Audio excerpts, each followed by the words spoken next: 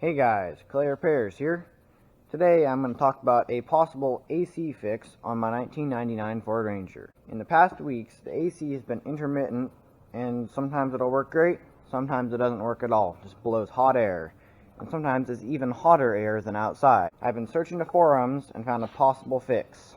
This is all you're going to need: 2 flat blade screwdrivers and an 8mm or 5/16 socket. Now this whole process is pretty simple. What you're going to have to do is wedge these 2 screwdrivers in this crack right here. That way you'll be able to undo the bolt in the middle. There we go. Nice and tight. Get my ratchet in here and break it loose. Take out the screwdrivers and take the bolt the rest of the way out.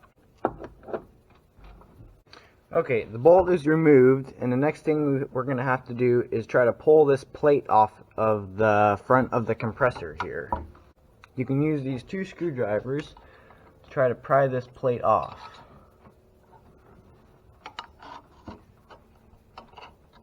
Mine's coming right off.